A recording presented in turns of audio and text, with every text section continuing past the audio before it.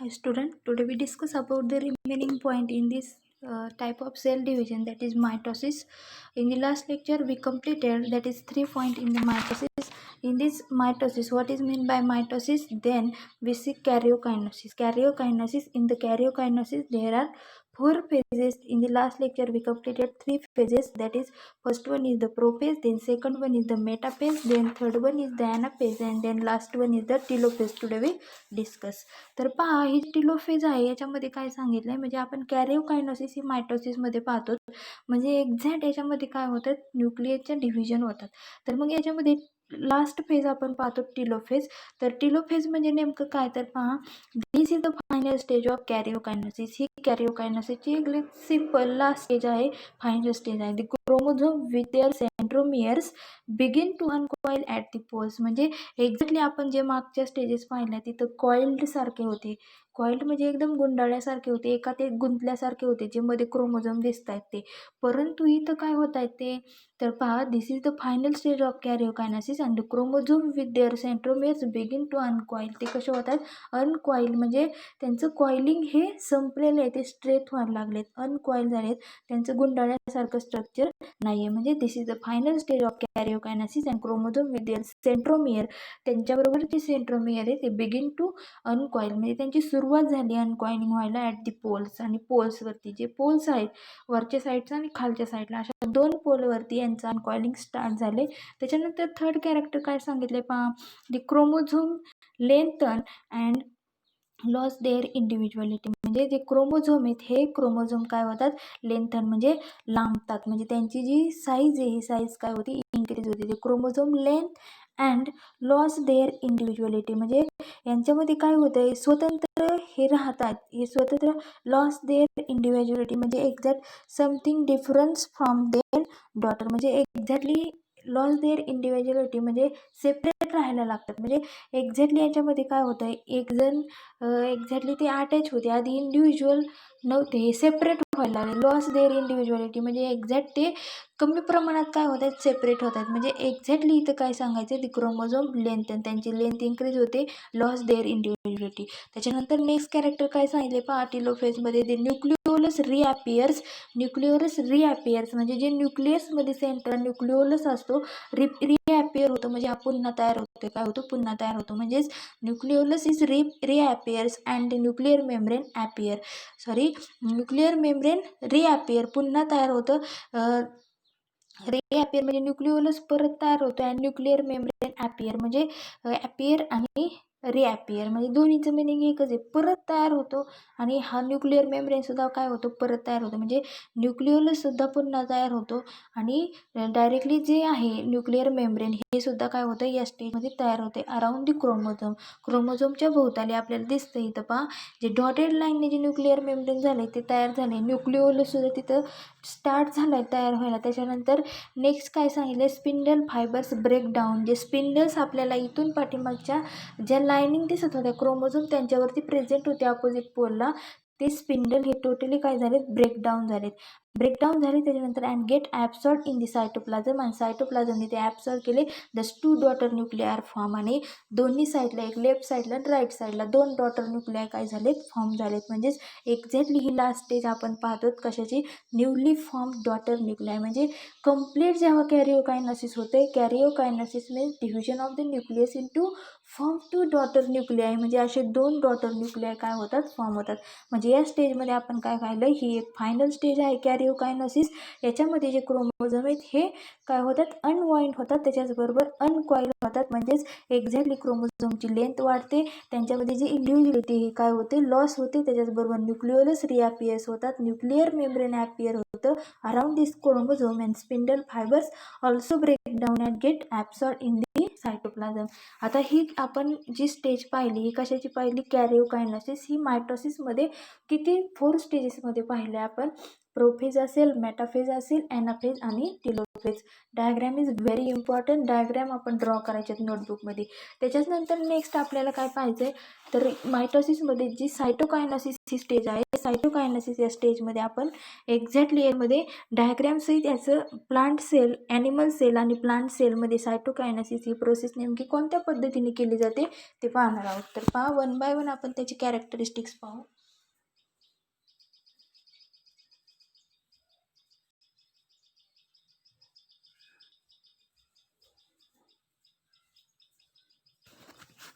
तर ही जी सायटोकायनोसिस ही जी स्टेज आहे ती division of the cytoplasm into two daughter cells is called as cytokinesis. म्हणजे जसं कॅरिओकायनोसिस आपण सांगतो न्यूक्लियरचे डिव्हिजन होतात, तसं सायटोकायनोसिस म्हणजे सायटोप्लाझमचे डिव्हिजन होतात. The division of the cytoplasm into two daughter cells is called cytokinesis. त्याला सायटोकायनोसिस म्हटलं जातं. त्याच्यानंतर नेक्स्ट काय सांगितलं, डिव्हिजन स्टार्ट विथ कन्स्ट्रिक्शन. म्हणजे एक्झॅक्टली काय होतं, एखादा सर्क्युलर शेप असेल तर तो कन्स्ट्रिक्ट होतो, म्हणजे त्याचं सर्क्युलर शेप हा आकुंचन होतो. म्हणजे एक्झॅक्टली त्याच्यामध्ये जो सर्क्युलर शेप राहत नाही, त्याचे असं वाकडं तिकडं शेप तयार होतं, म्हणजेच ते कसे होतात, कन्स्ट्रिक्ट होतात. त्यांचं म्हणजे एक्झॅक्टली त्यांचं सर्क्युलर असं शेपचं स्ट्रक्चर राहत नाही. तर पहा, this constriction gradually depends and ultimately joins in the centre dividing into two daughter cells. आता पहा, याच्यामध्ये काय सांगितलं, हे जे कन्स्ट्रिक्शन हे ग्रॅज्युअली हळूहळू होतं, त्याच्याचबरोबर एकदम खोलवर जातं. पहा, म्हणजे ही खाली आपल्याला दोन डायग्राम दाखवले आहेत, त्या सायटोकायनोसिसच्या आहेत. प्लांट्स इन ॲनिमल सेल आणि प्लांट सेलमध्ये कोणत्या पद्धतीने ज्या प्रोसेस होत आहेत सायटोकायनोसिसच्या, हे आता आपण पाहणार आहोत. म्हणजे एक्झॅक्टली जेव्हा कन्स्ट्रिक्शन होत असतं हे ग्रॅज्युअली हळूहळू होत असतं and ultimately joins in the centre dividing into two daughter cells. आणि सेंटरपासून हे कन्स्ट्रिक्शन व्हायला लागतं आणि सायटोप्लाझमचं डिव्हायडेशन करतं दोन डॉटर सेल्समध्ये. जसं टिलोफेजमध्ये आपण न्यूक्लियाचे दोन डॉटर सेल्समध्ये डिव्हिजन पाहिलं, तसंच इथं सायटोप्लाझमचे म्हटलं.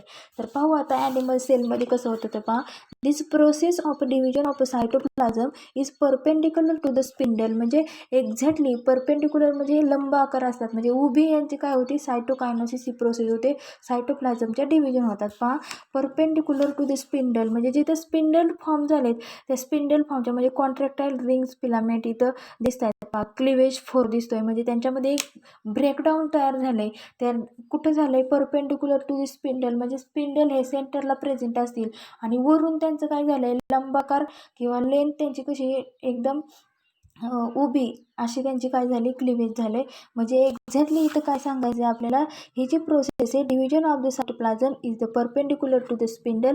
दिस mechanism of cytokinesis is a characteristics of animal cell. म्हणजे जे ॲनिमल सेल असतात त्या ॲनिमल सेलमध्ये ही सायटोकायनोसिसची अशा प्रकारे काय होतं, डिव्हायडेशन होतं आणि त्याच्यापासून दोन डॉटर सेल्स काय होतात, फॉर्म होतात. हे झालं ॲनिमल सेल. म्हणजेच ॲनिमल सेलमध्ये जे सायटोप्लाझम आहे हे परपेंडिक्युलर स्पिंडलला परपेंडिक्युलर असतात, तशा पद्धतीने त्याची काय झालेली आहे, सायटोप्लाझमचं डिव्हायडेशन झालेलं आहे दोन डॉटर न्यूक्लिया. म्हणजेच कॉन्ट्रॅक्टाईल रिंग ऑफ मायक्रोफिलामेंट. म्हणजे जे मायक्रोफिलामेंट आहेत या सायटोप्लाझममध्ये असे क्लिवेज फोरो निर्माण झाला आहे. ते स्पिंडल त्यांनी काय केलेत, डायरेक्टली परपेंडिक्युलर त्यांचं डिव्हायडेशन झालं आहे. दिस मेकॅनिझम ऑफ सायटोकायनोसिस, हे जे सायटोकायनोसिसचं मेकॅनिझम आहे हे काय आहे, तर एक्झॅक्टली आपल्याला थेरॉटिकल पार्ट सांगितलं. This the mechanism of the cytokinesis is exactly characteristics of animal cell. त्याच्यानंतर हाऊएव्हर प्लांट सेल. आता प्लांट सेलमध्ये आपल्याला पाहिजे सायटोकायनोसिस इन प्लांट सेल. आता पहा, एक्झॅक्टली याच्यामध्ये काय सांगितलं आहे, however in the plant cell are covered by a relatively non flexible cell wall. Plant cell ही नॉन फ्लेक्झिबल म्हणजे एक्झॅक्टली ते फ्लेक्झिबल नसतात, non flexible cell wall. Due to this furrow can not be form. आणि ही non flexible, जेव्हा flexible असते तेव्हा furrow एक खाच तयार होते. म्हणजे पहा, इथं ही ॲनिमल सेल आय थिंक ही कशी आहे, ॲनिमल सेल ही फ्लेक्झिबल असल्यामुळे इथे एक क्लिवेज फरो खाच तयार झाली दोन सायटोप्लाझमच्या मध्ये. परंतु इथं प्लांट सेल ही कसं असतं, नॉन फ्लेक्झिबल म्हणजे थोडंसं हार्ड असतं, त्याच्यामुळे इथं काय होत नाही, रिलेटिव्हली नॉन फ्लेक्झिबल सेल वर ड्यू टू दिस याच्यामुळे काय होत नाही, furrow can not be form. इथं फरो फॉर्म झालेला नाही, furrow can not be form. Instead cell wall partition start to appear at the center of the cell and grows outward to meet existing lateral walls. तर पहा, exactly इथं काय होतं, due to दिस आणि हे यांच्यामध्ये फरो तयार झाला नाही, can not be form. Cell वॉलचं काय झालं, पार्टिशन तयार झाले. म्हणजे एक्झॅक्टली ह्या सेल वॉलचं पार्टिशन म्हणजे सेंटरपासून सुरुवात झाले, पार्ट तयार व्हायला लागले त्यांचे.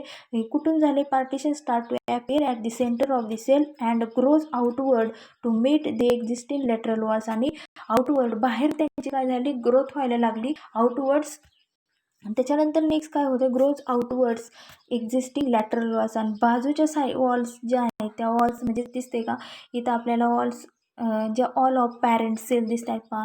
त्याच्यानंतर व्हेसिकल्स फॉर्मिंग दी सेल प्लेट, जी सेल प्लेट आहे त्या सेल प्लेटवरती जे व्हेसिकल्स आहेत एक स्मॉल व्हेसिकल्स फॉर्म झालेले दिसत आहेत, म्हणजे स्मॉल सर्क्युलर व्हेसिकल्स आपल्याला त्या सेल प्लेटवरती पाहायला भेटत आहेत.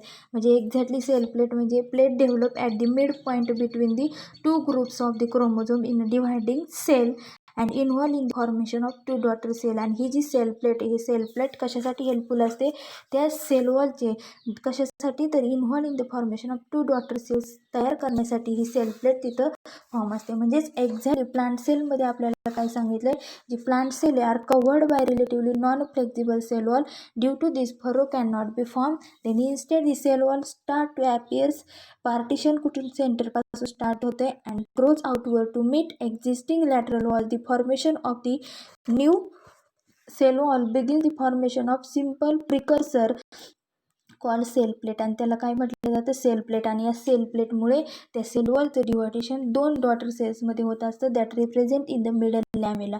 आणि हे कुठं पाहायला भेटते, एकदम मिडल, म्हणजे हे जे पार्टिशन झाले एकदम सेंटरपासून झाले, आणि सेंटरपासून जे पार्टिशन झाले व्हेसिकल्स फॉर्मिंग दी सेल प्लेट, याच्यामुळे दोन डॉटर सेल न्यू सेल जी फॉर्म झाली आपल्याला न्यू सेल वॉल, यांच्यामध्ये दोन डॉटर सेल्स बरोबर त्या सायटोप्लाझमचे प्लांट सेलमध्ये तयार झालेले दिसत आहेत. शेवटी daughter cells, daughter means two daughter cells काय झाले फॉर्म झाले. तर पहा, between the walls of the two adjacent cell, कुठं तर टू ॲडजेसंट सेल्स म्हणजे एक्झॅक्टली त्यांच्यामध्ये पार्टिशन आहे दोन ॲडजेसंट सेलच्यामध्ये. तर पहा, at the time of cytoplasmic division organelles like mitochondria and plastids get distributed into two daughter cells.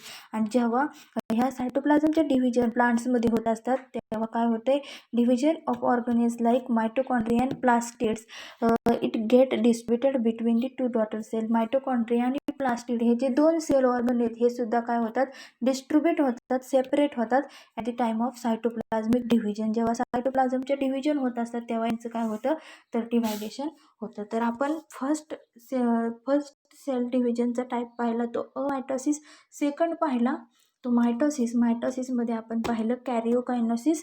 कॅरिओकायनोसिसमध्ये 4 stages पाहिल्या, prophase, metaphase, anaphase and telophase. Then next we see cytokinesis means what, in this cytokinesis in animal cell and cytokinesis in plant cell we see here. Then next significance of the mitosis. आता मायटोसिसची significance पाहिजेत, म्हणजे महत्त्वाचे point याच्यामध्ये पाहिजे. ही जी mitosis ही process आहे exactly याची significance काय आहे तर पहा, as a mitosis is a equational division, म्हणजे याच्यामध्ये दोन इक्वल डिव्हिजन होतात सेम दोन्ही साईडला.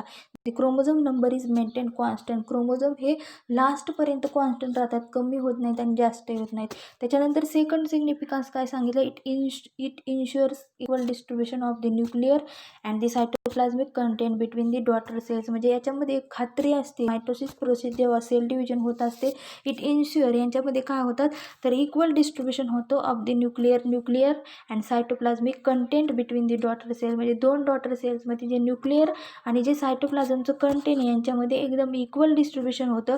त्याच्याचबरोबर बॉथ क्वांटिटेटिव्हली अँड क्वालिटेटिव्हली म्हणजे ह्या ज्या डिव्हिजन होतात ह्या दोन्ही पण कशा असतात, क्वांटिटेटिव्हली म्हणजे एकदम परिणामकारक किंवा एकदम संख्यात्मक आणि गुणात्मक अशा पद्धतीने क्वांटिटेटिव्हली अँड क्वालिटेटिव्हली अशा त्यांच्या डिव्हिजन होत असतात. Therefore the process of mitosis also maintain the nucleocytoplasmic ratio. म्हणजे न्यूक्लियसचे कंटेंट आणि सायटोप्लाझमचे कंटेंट त्या सेलमध्ये जे प्रेझेंट आहेत दोन डॉटर सेलमध्ये यांचं इक्वल डिस्ट्रीब्युशन होतं, म्हणून याला काय म्हटलं आहे, हे मायटोसिस ही प्रोसेस काय मेंटेन करते, न्यूक्लिओसायटोप्लाझमिक रेशिओ. म्हणजे न्यूक्लियसचं कंटेंट आणि सायटोप्लाझमिकचं कंटेंट हे काय होतं टोटली मेंटेन राहण्याचं काम या डिव्हिजनमध्ये होत असतं.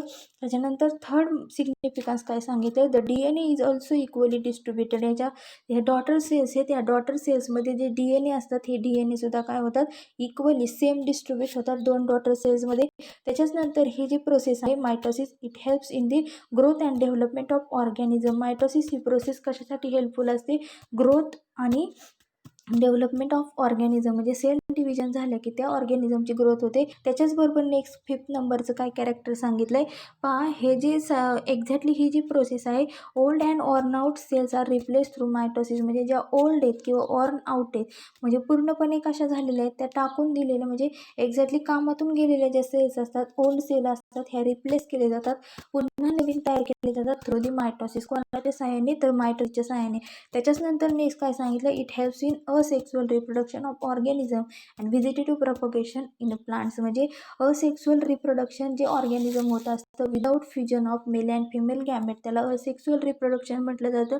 या रिप्रोडक्शनसाठी ग्रोथ अँड डेव्हलपमेंट होण्यासाठी मायटोसिस सेल डिव्हिजन हेल्पफुल असते. त्याच्यानंतर व्हिजिटेटिव्ह प्रपोगेशन इन प्लांट्स म्हणजे न्यू प्लांट काय करायचे असेल, growth from the fragment of a parent plant, त्यांच्यापासून जर आपल्याला काय करायचे असेल, नवीन प्लांट तयार करायचे असेल तर व्हिजिटेटिव्ह प्रपोगेशनमध्ये सुद्धा त्यांची ग्रोथ होण्यासाठी मायटोसिस ही प्रोसेस हेल्पफुल असते. म्हणजेच हे झाले सिग्निफिकन्स, 6 सिग्निफिकन्स आपण पाहिलेले आहेत मायटोसिसमध्ये. त्याच्यानंतर आपल्याला एक छोटाच पॉईंट पाहायचा आहे, डेथ सेल. काय पाहायचा आहे, डेथ सेल. तर पहा, डेथ सेल म्हणजे टोटली सेल कशी असते, डेड असते. कशी असते, डेड. म्हणजे डेथ ऑफ सेल पाहायचे. काय पाहायचे, डेथ ऑफ सेल. तर पाहू आपण डेथ ऑफ सेल.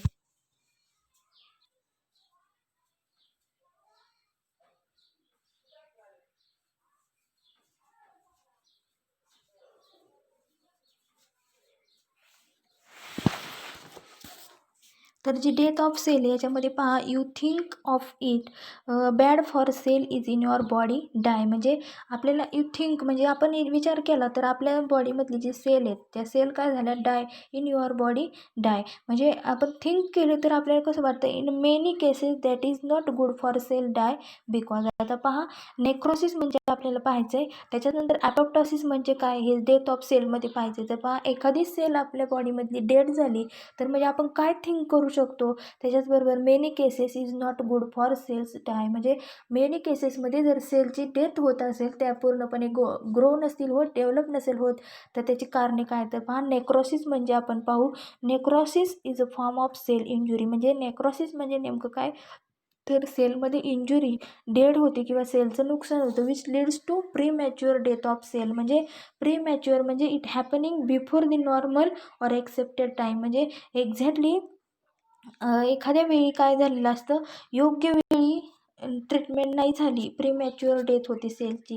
म्हणजे जे सेल आहेत त्या सेलला आपण योग्य वेळी ट्रीटमेंट नाही दिली की तिची प्रीमॅच्युअर डेथ होते, योग्य वेळी न झालेली ट्रीटमेंट. म्हणजे happening before the normal or expected time. म्हणजे ज्या योग्य वेळी त्याची काय होणार होती, ट्रीटमेंट होणार होती, ती ट्रीटमेंट झाली नाही, त्याला म्हटलं जातं premature death of cell. For example, due to scrape or harmful chemical. म्हणजे एखादं हार्मफुल केमिकल बॉडीमध्ये एंटर होतं ड्यू टू स्क्रेप. म्हणजे त्याच्यामुळे काय होतं, एखादं हार्मफुल केमिकल पूर्ण बॉडीमध्ये आतमध्ये गेल्याच्या नंतर काय होते, पूर्ण ती सेल काय होते, डाय होते. त्यालाच काय म्हटलं जातं, नेक्रोसिस. काय म्हटलं जातं, हार्मफुल केमिकलमुळे अशी प्रोसेस होते. म्हणजेच नेक्रोसिस म्हणजे काय, necrosis is a form of cell injury. एक सेलची इंजुरी आहे, सेलची हानी, नुकसान होते. कशामुळे, which leads to premature death of the cell. म्हणजे it happening before the normal or expected time. For example, due to harmful chemical enter into the our body. त्याच्याच नंतर नेक्स्ट आपल्याला पाहायचे ॲपोप्टोसिस. काय पाहायचे, ॲपोप्टोसिस आणि त्याचे सिग्निफिकन्स आपण पाहणार आहोत. एक्झॅक्टली ॲपोप्टोसिस म्हणजे नेमकं काय, तर पहा, it maintain the balance of the cell in the human body, particularly important in the human system. तुमची जी ह्युमन सिस्टीम आहे, ह्युमन सिस्टीममध्ये ॲपोप्टोसिस हेल्पफुल असते. तर पहा, apoptosis is also known as program cell death. Program cell death, program म्हणजे cell in any form when they receive certain signals, तिला म्हटलं जातं प्रोग्राम सेल डेथ. प्रोग्राम म्हणजे cell in any form, cell कोणत्याही फॉर्ममध्ये असते, when they receive certain signal, ती काय करते, इट रिसीव सर्टेन सिग्नल, वेगवेगळ्या प्रकारचे सिग्नल ती रिसीव करते. तर पहा, ॲपोप्टोसिस म्हणजे काय, apoptosis also known as program cell death or cellular suicide. म्हणजे सेलची सुसाईड होते, डेथ होते. In apoptosis cell die in control way. म्हणजे अपोप्टोसिसमध्ये काय केलं जातं, in apoptosis cell die in control way. म्हणजे पूर्णपणे हे काय करतात, ते रिसीव सर्टेन सिग्नल. जेव्हा सेल डाय होत असते तेव्हा या अपोप्टोसिस प्रोसेसमध्ये सेल काय करतात, इट रिसीव सर्टेन सिग्नल. काही सिग्नल काय करतात, ते रिसीव करतात. म्हणजेच apoptosis is known as program cell death or cellular suicide. याला काय म्हटलं जातं, cellular suicide.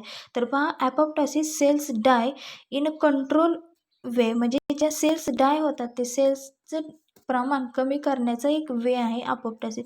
For example during embryonic development, जी एम्ब्रियॉनिक डेव्हलपमेंट होत असते पहा, ड्युरिंग एम्ब्रियॉनिक डेव्हलपमेंट एक्झॅक्टली इथं काय होतं तर पहा, the cells between the embryonic fingers die, a process is called as apoptosis. तर पहा जेव्हा एम्ब्रियॉनिक म्हणजे एम्ब्रियो तुमचं जेव्हा आफ्टर द फर्टिलायझेशन जो एम्ब्रियो फॉर्म होतो, या एम्ब्रियोची डेव्हलपमेंट होत असते. The cells between the embryonic fingers म्हणजे ज्या सेल्स आहेत या एम्ब्रियोमध्ये ह्या काय होतात, डाय होतात. काय होतात, डाय होतात. म्हणजे एम्ब्रियॉनिक फिंगर्स डाय म्हणजे एक्झॅक्टली तिथं काय झालं, त्या एम्ब्रियॉनिक डेव्हलपमेंट होत असताना तिथल्या सेल्स डाय झाल्या. Process is called as apoptosis. काय, during the embryonic development the cells between the embryonic fingers म्हणजे एम्ब्रियोमध्ये ज्या सेल्स आहेत त्या सेल्स काय झाल्या, डाय झाल्या, इज कॉल्ड अपोप्टोसिस. त्याला काय म्हटलं जातं, apoptosis. To give a definite shape to the finger म्हणजे एक्झॅक्टली त्या पूर्ण ती प्रोसेसमध्ये काय होतं आहे तर exactly to give a definite shape to the fingers म्हणजे एक्झॅक्टली या प्रोसेसमध्ये त्या फिंगरला एक डेफिनाईट शेप देण्याचं काम केलं जातं. To give a definite shape of the directly fingers. Then apoptosis also help eliminating potential cancer cells म्हणजे ज्या कॅन्सर सेल्स असतात त्या कॅन्सर सेल्सला बॉडीच्या बाहेर इलिमिनेट करण्याचं काम हे अपोप्टोसिस ही प्रोसेस करत असते. This is the common form of program cell death where the cell undergo cellular suicide in they receive certain signals. एखादा सिग्नल ते रिसीव्ह करतात आणि त्याच्यामुळे सेल सुसाईड होते.